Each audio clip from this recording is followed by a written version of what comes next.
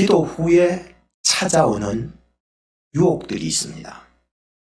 제가 지금 마지막 이 8월 달에 주일날 기도에 대해서 설교를 이렇게 하고 한다는 제가 작정을 하고 또 기도를 해왔습니다. 기도 후에 찾아오는 유혹들이 있습니다. 예수님께서도 40일 금식 기도 후에 마귀에게 3가지 시험을, 유혹을 받으셨습니다. 첫째는 이 돌이 떡이 되게 해봐라.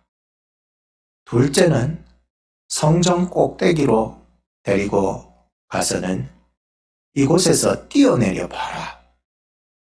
세 번째 유혹은 높은 산 정상으로 데리고 가서 천하만국과 영광을 보여주면서 이 모든 것을 너에게 줄 테니까 나한테 엎드려 절해봐라. 다 주리라. 라고 하는 유혹이었습니다. 사람이 현혹되기 쉬운 3가지 시험이 있다면 첫째는 배고픔의 시험입니다. 배고플 때 찾아오는 시험이 있습니다. 이걸 육신적 시험이라고 말할 수 있습니다. 인간의 기본적인 식탐의 욕망은 정말 참기 어렵습니다. 이 식탐이 아주 센 사람들은 먹을 것만 나오면 손을 벌벌벌벌 떤다는 거예요. 빨리 먹어야 되니까. 우리가 어릴 적에 자녀들만 6명이 되다 보니까 먹을 거 하나 갖다 놓으면 이건 전쟁터가 되는 겁니다. 누가 더 많이 먹냐. 못 먹으면은요, 사람의 기본적인 이 욕구 충족이 안 되기 때문에 배고픔의 시험은요, 우리 인간에게 있어서 굉장한 시험입니다. 두 번째는 높아지는 시험입니다. 높아졌을 때 찾아오는 시험이 있습니다. 성공했을 때, 성취했을 때. 이것을 영적인 시험이라고 하는데, 내가 이 정도면 성공했다라고 생각을 할 때면은 항상 교만해지기 쉬운 죄가 찾아옵니다. 내가 누군데? 내가 얼마나 열심히 벌었는데? 다윗이 승승장구할 때에 하나님과 멀어져서 간음하고야 말았습니다. 이것은 교만입니다. 고린도전서 10장 12절 말씀에 보면 그런즉 선줄로 생각하는 자는 넘어질까 조심하라 하십니다.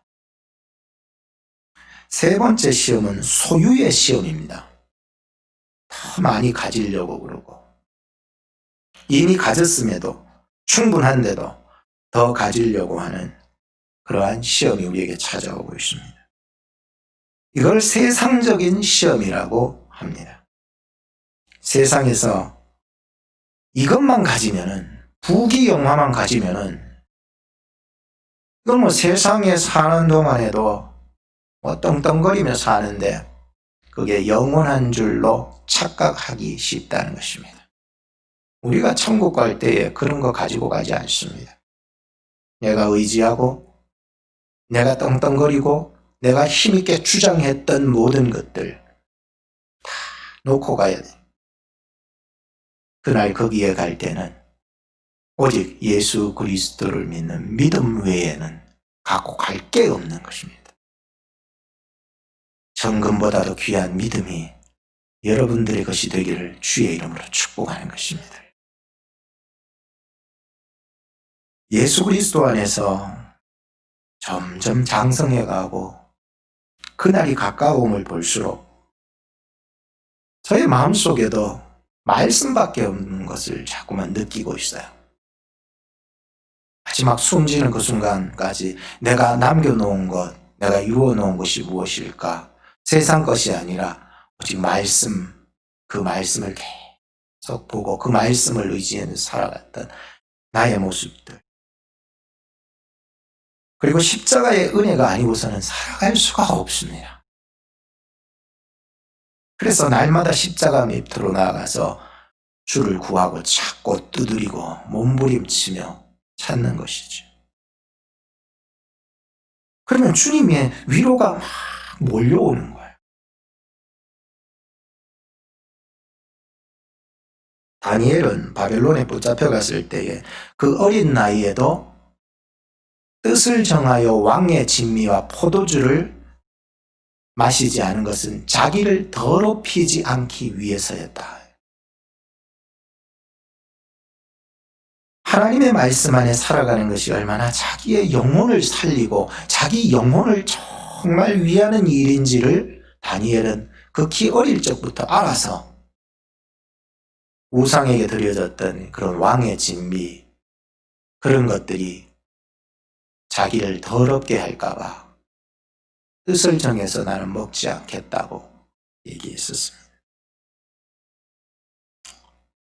이런 사람은 채소만 먹어도 왕의 진미를 먹은 사람보다도 그 얼굴빛이 더욱 아름다워지고 피부빛이 윤택해지게 되었다고 얘기하고 있었습니다. 과연 내가 먹고 일하고 버는 것들이 내 자신을 더럽힌다면은, 그래서 하나님의 욕이 된다면은 하나님 과감히 내려놓을 수 있는 믿음도 주시옵소서. 왜냐하면 성경을 보니까 다니엘이 뜻을 정해서 왕의 진미를 거절했을 때에 하나님께서 다니엘에게 환관장을 통하여 은혜와 긍휼을 베풀어 주셨다고 기록하고 있습니다. 우리가 하나님을 위해서 살기로 뜻을 정하기 시작할 때 하나님은 일하시고 오늘 우리 속에 하나님의 은혜와 긍휼로 채워주실 것이기 때문이었습니다. 지난 한 주간 8월달 기도 주제를 정하면서 계속 기도에 대해서 말씀을 전해드렸고 이제 마지막 주일입니다. 마지막 주일에는 제가 어떤 말씀을 전할까, 기도에 대한 말씀은 성경에 너무나도 많기 때문에 굉장히 고민하며 기도하지 않을 수 없었고, 오늘 말씀이 마태복음 6장 9절로부터 13절 말씀을 통하여 예수님께서 가르쳐 주신 기도를 전하기를 마음속에 불붙고 있었습니다. 오늘 이 기도가 오늘날 어떻게 기도해야 할지 모를 때에 내 기도가 과연 주님이 원하는 방향으로 기도하는지를 다시 살펴볼 수 있는 그런 말씀이 되었으면 좋겠습니다. 첫째는 하늘에 계신 우리 아버지여 라고 기도하라고 가르쳤습니다. 너희는 이렇게 기도하라. 하늘에 계신 우리 아버지여. 주님께서 가르쳐 주신 기도를 보면은 시작이 하늘에 계신 우리 아버지여로부터 시작합니다. 그렇게 기도하래요. 기도를 어떻게 시작할까 고민할 거 없습니다. 주님이 가르쳐 주신 기도대로 기도하는 것입니다. 아버지와 나와의 관계가 지금 어떤 관계이냐에 따라서 자연스럽게 기도가 이루어지고 있는 것을 보게 되었습니다. 주님의 기도라고 하는 주제를 가진 요한복음 17장이 있습니다. 그 요한복음 17장은요, 전체가 예수님의 기도입니다. 오늘 본문에는 기도하는 방법을 가르쳐 주셨다면 요한복음 17장에는 예수님의 실제적인 기도 내용으로 꽉 차 있습니다. 그래서 이 기도하는 방법과 기도하는 내용을 같이 잘 조화시켜서 우리가 기도를 하게 된다면 같이 하나님이 기뻐하시는 기도라고 볼 수 있습니다. 요한복음 17장 주님의 기도의 속에는 아버지요라고 하는 말이 37번이 나옵니다. 굉장히 많이 나오죠. 이만큼 나오는, 한 장에 이만큼 나오는 장은 성경 전체에 없습니다. 아버지요. 37번을 아버지요, 아버지요, 아버지요, 아버지요, 아버지여 37번을 부르시면서 예수님이 기도하셨습니다. 오늘 본문에 예수님께서 기도를 가르쳐 주실 때, 기도를 시작할 때에 이렇게 하라는 겁니다. 하늘에 계신 우리 아버지여.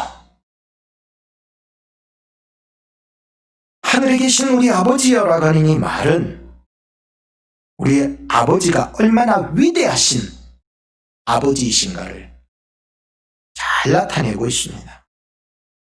세상 아버지도 자녀를 위해서라면 간쓸게도 다 빼주고도 싶은 심정이듯이 말이죠.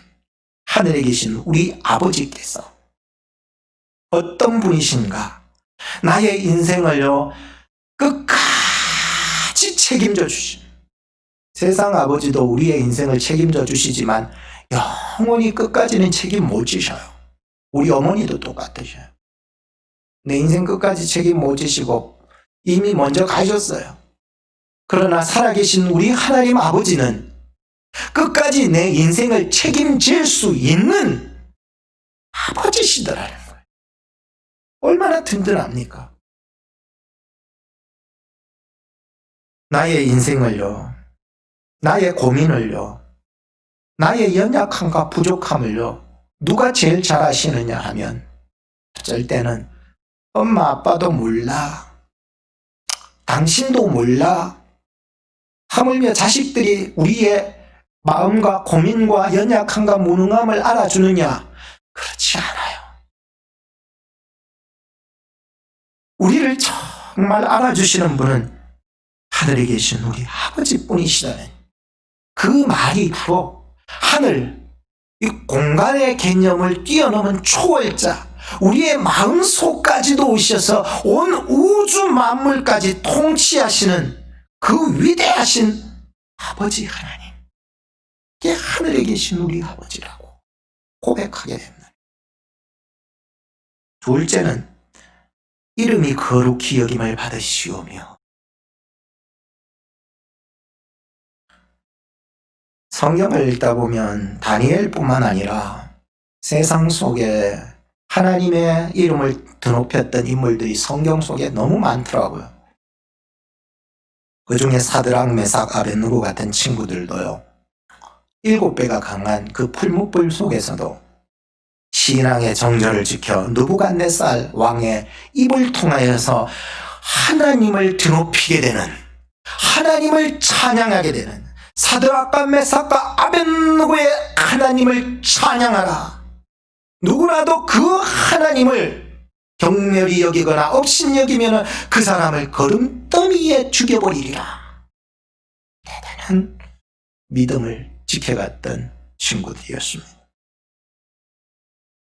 이름이 거룩히 여김을 받으시옵소서라고 하는 말은 우리를 통해서 하나님의 이름이 영광되게 하옵소서, 하나님의 이름이 욕이 되지 않게 하여 주옵소서, 흠이 있게 되지 않게 해 주옵소서, 나를 통하여 온전히 하나님의 이름이 영광이 되게 하여 주옵소서, 이렇게 기도하라는 것입니다.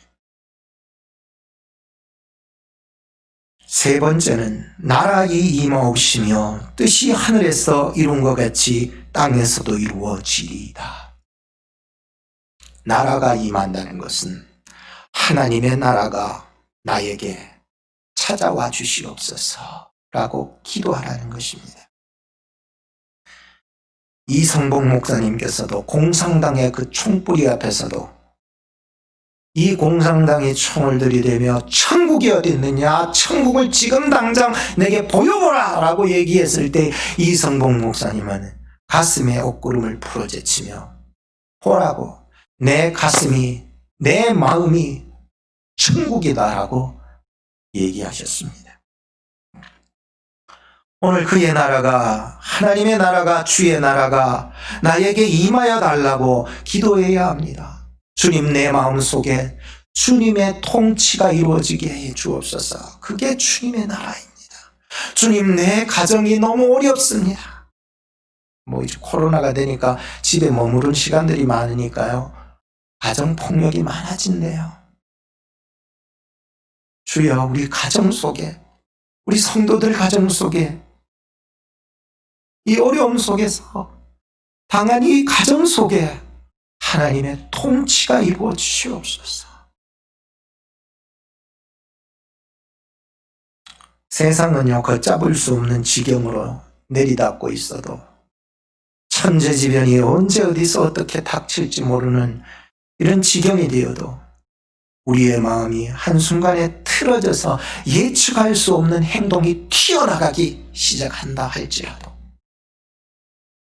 우리는 하나님의 나라가, 하나님의 뜻이 하늘에서 통치되는 것처럼 나의 마음에, 우리 가정에, 우리 교회에, 여러분들의 삶의 현장 가운데서 이루어지기를 끊임없이 기도하라고 가르치고 있었습니다. 넷째는 오늘날 우리에게 일용할 양식을 주옵시고 라고 기도하고 있습니다. 지금까지 하나님과 나와의 영적인 기도였다면 이제 중반부터는 우리 인간 사이의 문제를 다루면서 기도하라고 가르치십니다. 가장 절실한 것이 먹는 문제라고 그랬죠.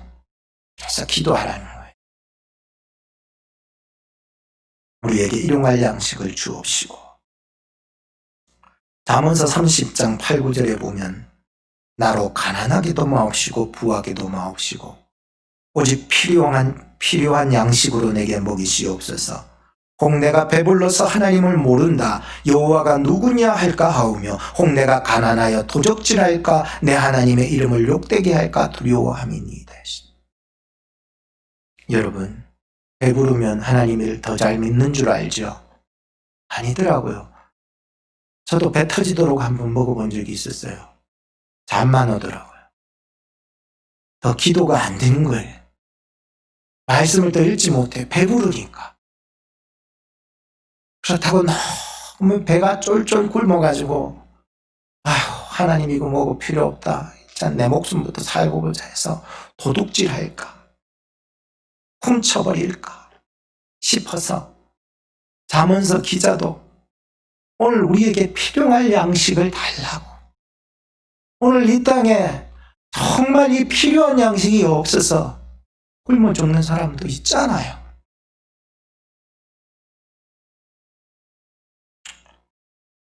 오늘 이 양식의 문제에 우리는 한 가지 추가되어야 될 큰 교훈이 있습니다.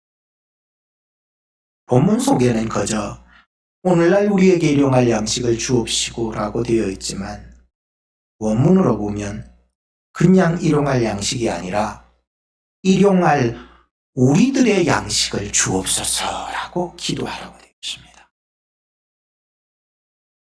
그럼 다르죠. 다시 말하면 나만의 양식만 주면 내만 배부르게 알맞게 먹으면 그만이라는 그런 말이 아니라는 거예요.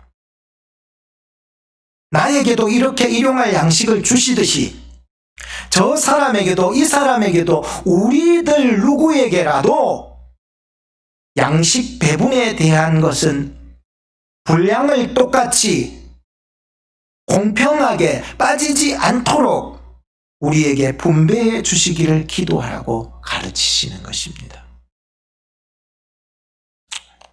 내만 배부르면 그만이지 뭐. 내만 일용할 양식 먹으면 그만이지 뭐. 이런 기도가 아니라는 거예요. 내가 일용할 양식으로 체험받듯 저 사람도 이 사람도 우리 모두가 함께 일용할 양식을 채워주기를 원합니다. 여호수아도요, 가나안 점령했을 때에 그 가나안 땅을 분배해 주잖아요. 그 지파에 맞게끔 알맞게 분배해 주잖아요. 초대교회를 여러분들 한번 생각해 보면 자기 것을 자기 것이라고 여기지 아니하고 자신의 물질을 풀어서라도 다른 사람들의 먹을 것을 채워줬다고 기록하고 있습니다. 가난한 자나 부한 자나 생활 필수 문제는 차별이 없이 이루어지고 있었다는 것이 초대교회의 공동체였습니다. 그들은 이미 예수님께서 가르쳐 주신 기도대로 살아가고 있었던 것이었습니다. 사도행전 6장에 보면 문제가 생겼죠. 헬라파 유대인들이 자기들이 헬라파 유대인들의 과부가 조금 차별을 당하는 것 같다가 히브리파 유대인들을 원망했어. 그래서 어떡합니까? 교회 안에서 차별이 생기면은요, 원망이 생깁니다. 이 차별을 없애기 위해서 사도들이 7 집사님을 뽑은 거예요. 원망이 없이, 시비가 없이 이 교회 공동체가 아름답게 흘러가기 위해서 7 집사님을 뽑은 거예요. 그리고 사도들은 말씀과 기도에 전무하고 이 7 집사님 직분자들은 교회 안에 차별이 일어나지 않도록, 원망과 시비가 일어나지 않도록 일을 시켰다는 것이었습니다. 오늘 살아가면서 내 것을 푼다는 게 쉽지 않아요. 오늘 차별이 있는 교회는 어려움이 생겨요. 오늘 이 말씀을 통해서 우리 속에 이런 차별들이 무너지고 주님의 은혜가 평강이 이루어지는 교회가 되기를 축복하는 것입니다. 이렇게 기도해 나가라는 것입니다. 5번째는 우리가 우리에게 죄 지은 자를 사하여 준 것 같이 우리 죄를 사하여 주옵시고, 죄에 대한 문제를 거론할 때에는 참 저도 마음이 좀 무겁습니다. 왜냐하면 목사님도 정죄하지 않을까. 절대로 그렇지 않습니다. 사람이 살아가다 보면 서로에게 죄 지을 수 있더라고요. 부부로 살아가도 서로에게 나쁜 말을 하고 미운 말 할 때가 있잖아요. 미움은 살인이라고 그랬는데 화내고 분내고, 어쩔 때는 악한 마음이 들 때는 악한 마음으로 아내에게, 남편에게 말을 뱉어버릴 수 있어요. 그 마음에 상처를 주고 죄를 지어서 돌아서면 또 내가 왜 이러지 하고.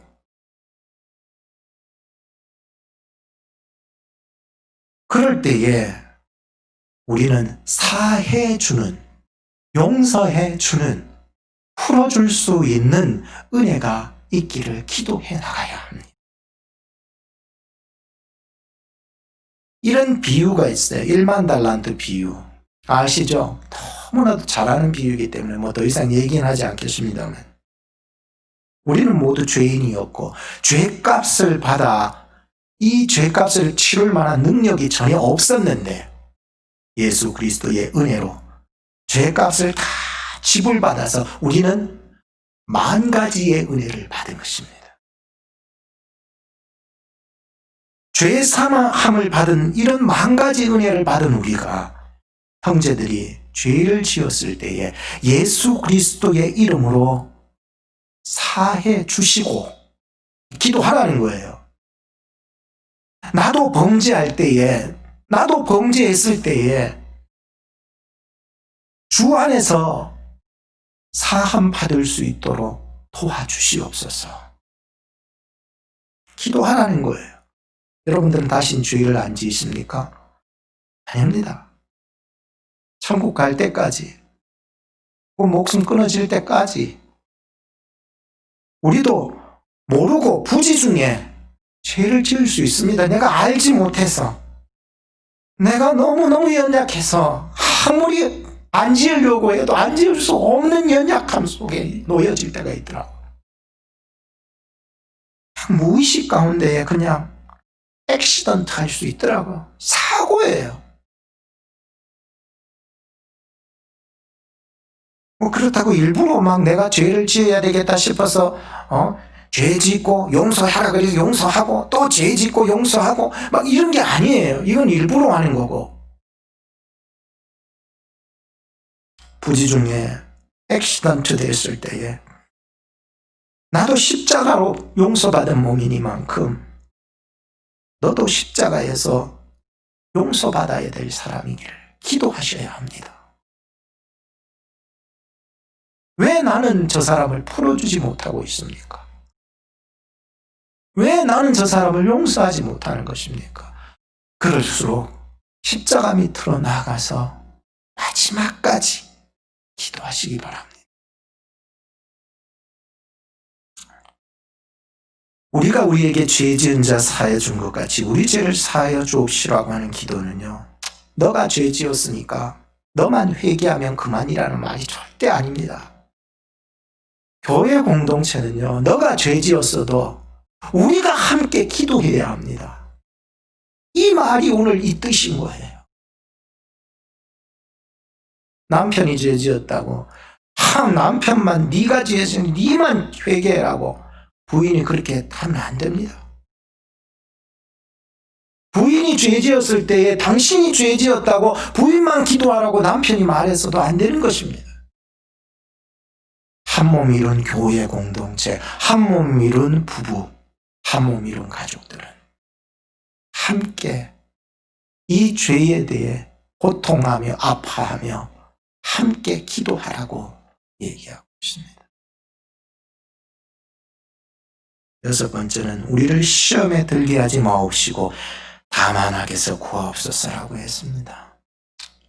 주의 십자가의 은혜를 받고 거듭나고 죄사함을 받은 사람들, 성령이 함께하는 사람들은요, 죄에 계속 머물러 있지를 못합니다. 왜?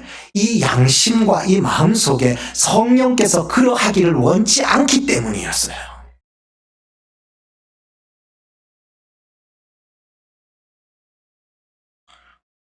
오늘 내가 죄의 자리에 머물러 있다면 180도 돌아서서 방향 전환을 할 뿐만 아니라 시험에 들지 않도록 환경 정리도 해나가셔야 합니다.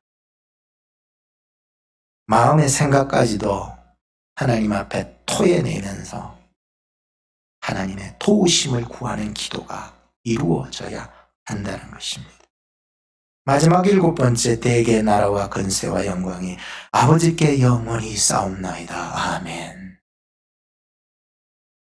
대개라는 말은 없지만은 이 원문에 다른 사본들이 좀 많아요. 그래서 어떤 사본에는 이렇게 기록되어 있고 하다 보니까 갈로도 쳐 있고 이런 말들이 들어가고 하는데, 앞문구를 쭉 보면서 뒷문구 마지막 문단을 했을 때에 이 대개, 왜냐하면 이라고 하는 뜻이거든요.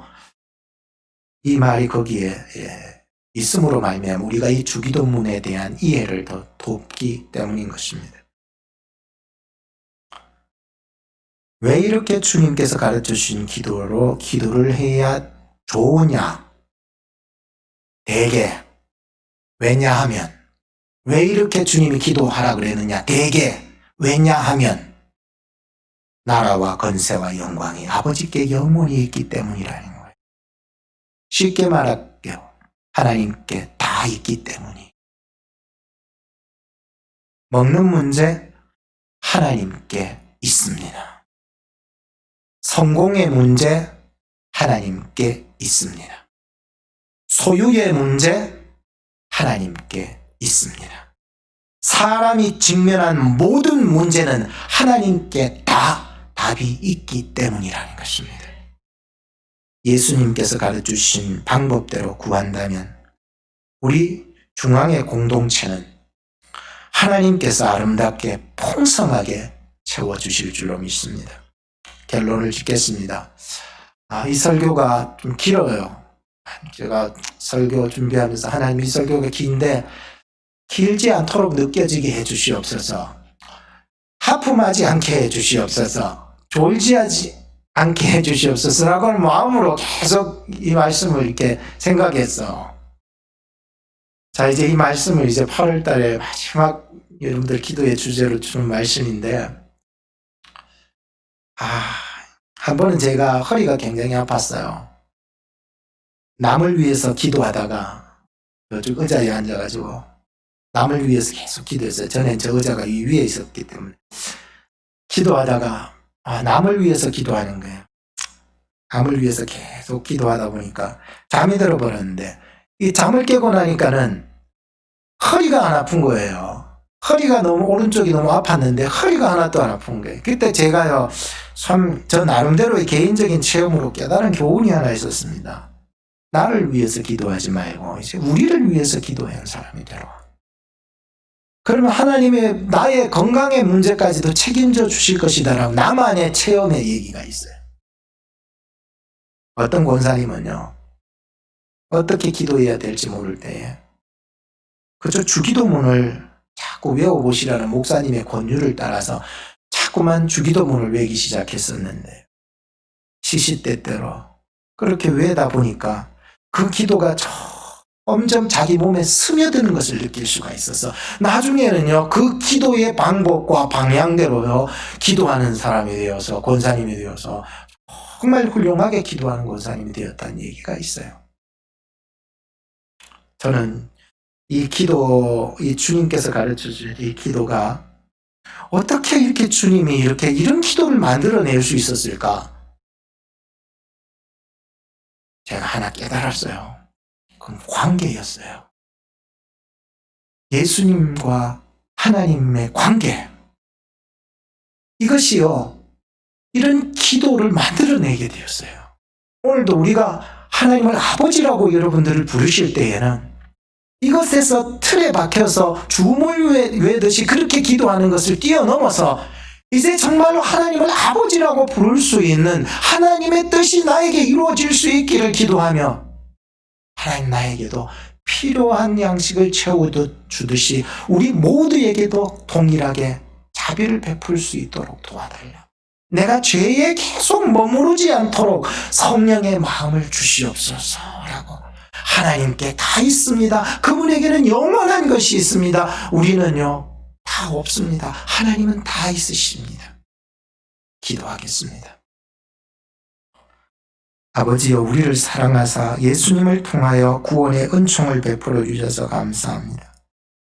예수님 가르쳐 주신 기도 통해 우리의 기도가 한층 더 성숙해 나갈 수 있도록 도와주시고 이 주기도문이 우리의 몸에 우리의 삶에 스며들게 하여 주셔서 우리도 예수님이 가르쳐 주신 기도처럼 기도할 수 있도록 도와주시옵소서. 용서할 수 있는 마음을 주옵소서. 주님 뜻 내 뜻되게 하여 주옵소서. 죄의 유혹 자리에 머물지 않도록 끝까지 8월달 저희들의 삶을 주장하시고 붙잡아 주시옵소서. 예수님의 이름으로 기도하옵나이다. 아멘.